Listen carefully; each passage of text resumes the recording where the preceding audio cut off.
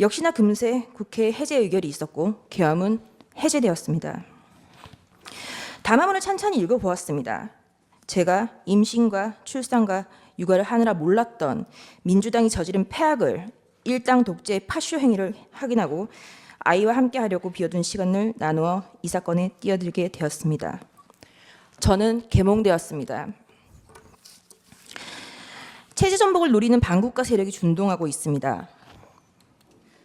약 4개월 전 선고된 민주노총 간첩 사건에서 최근 우리 사회의 모든 갈등이 간첩들의 지령에 의하여 일어났다는 사실을 확인할 수 있었습니다. 민주당은 자신들에게 국민이 부여한 대정부 견제권이라는 것을 앞세워 지금까지 총 29차례의 탄핵을 발의하였습니다.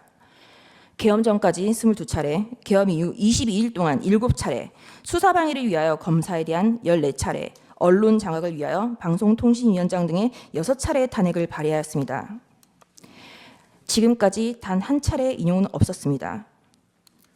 이상민 전 행안부 장관은 헌정사상 최초로 탄핵된 국무위원입니다. 이태원 참사가 일어나자 간첩은 민주노총이 지령을 내렸습니다. 이태원 참사 희생자 추모 시민 촛불 집회를 개최하여 윤석열 퇴진 함성이 서울 시내를 흔들게 하라. 박근혜 년의 탄핵을 이끌어낸 2014년에 세월호 참사 진상규명 투쟁과 같은 정세 국면을 조성하라. 북한이 지시를 내린 구호는 국민이 죽어간다. 이게 나라냐. 퇴진이 추모이다. 입니다. 그 구호는 실제 사용되었습니다. 화면에 보시다시피 퇴진이 추모다. 국민들이 죽어간다. 이게 나라냐. 라는 구호가 사용되었습니다. 이 구호를 사용한 단체는 촛불행동입니다. 촛불행동 상임대표 김민웅은 민주당 김민석의 친형입니다. 이것이 저희가 확인한 민주노총 간첩 판결문의 마지막 지령입니다. 우리는 아직 검거되지 않은 간첩들이 어디서 얼마나 어떤 지령을 내리고 있는지 알 수 없습니다. 이상민 장관에 대한 탄핵소추는 만장일치로 기각되었습니다. 직무정지 기간은 167일입니다. 29차례 탄핵 중 14건은 검사에 대한 것입니다. 제1차 검사 탄핵입니다. 헌정사상 첫 번째 검사에 대한 탄핵입니다. 이날은 이재명의 백현동 대북송금 의혹에 대한 영장 체포동의안 표결이 있었던 날이었습니다.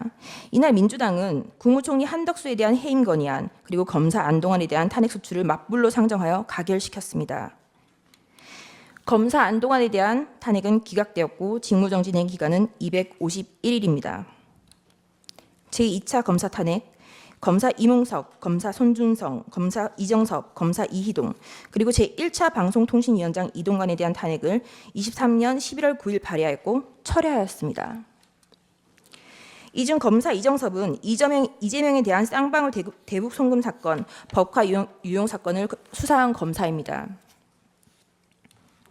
2023년 12월 28일 제3차 검사 탄핵, 검사 손준성, 검사 이정섭에 대하여 그리고 이동관 방송통신위원장에 대하여 탄핵소추를 다시 발의하였습니다.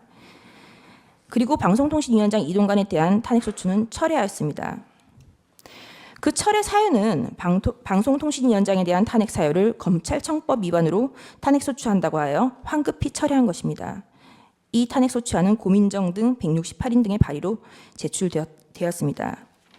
민주당의 탄핵소추권은 이와 같이 사용되었습니다. 최소한 탄핵소추안을 쓰는 성의조차 없었던 것입니다.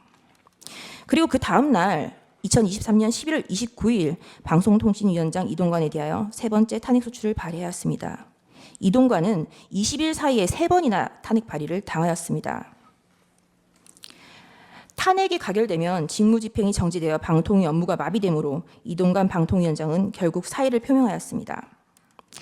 이와 같이 무성의한 장난 같은 탄핵소추 발의와 철회, 재발의에 대하여 국민의힘 소속 의원들은 국회의장들을 상대로 심의 표결권을 침해하였다며 권한쟁의 심판을 청구하였으나 각하했습니다. 결국 검사 손준성과 검사 이정섭에 대한 탄핵소추는 가결되었고 검사 이정섭에 대한 탄핵소추는 탄핵 사유 대다수가 직무와 무관, 특정되지 않아 전원일치 기각 결정이 내려졌습니다. 직무정지 기간은 272일입니다. 제4차 방송통신위원장 탄핵 2024년 6월 27일 방송통신위원장 김홍일 탄핵소추 발의되자 자진 사퇴하였습니다. 제4차 검사 탄핵 2024년 7월 2일 검사 박상용, 검사 강백신, 검사 엄희준, 검사 김영철에 대하여 탄핵소추 발의가 있었습니다.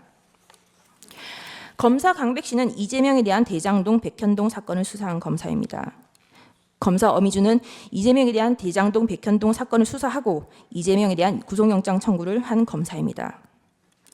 검사 김영철은 민주당 전당대회 돈봉투 사건을 수사한 검사입니다. 검사 박상용은 쌍방울 대북송금 사건의 수사검사입니다. 검사 박상용의 탄핵소추 사유입니다. 민원인 대기실 바닥에 설사를 하고 벽에 대변을 발랐다. 이화영에 대하여 이 보이는 영상 녹화실에서 연어회와 종이컵에 소주를 따라주고 진술을 회유하였다. 이재명에 대한 대북송금이 표적수사라는 것, 그리고 그것이 탄핵소추 사유였습니다. 당연히 이화영의 주장은 항소심에서 모두 배척되었습니다. 2024년 7월 25일 제5차 방송통신위원장 직무대리 이상인에 대한 탄핵소추가 발의되었고 다음 날 사의를 표명하였습니다. 이진숙은 2024년 7월 30일 방송통신위원장에 취임을 하였고 그 다음 날 탄핵소추가 발의되었습니다. 단 이틀 일하였는데 헌재는 4대4로 기각을 하였고 직무정지기간은 174일입니다.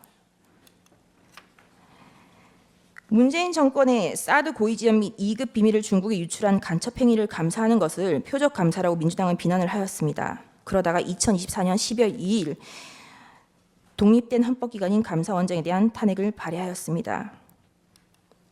그리고 같은 날 검사 최재훈, 검사 이창수, 검사 조상원에 대하여 탄핵소추를 발의하였습니다.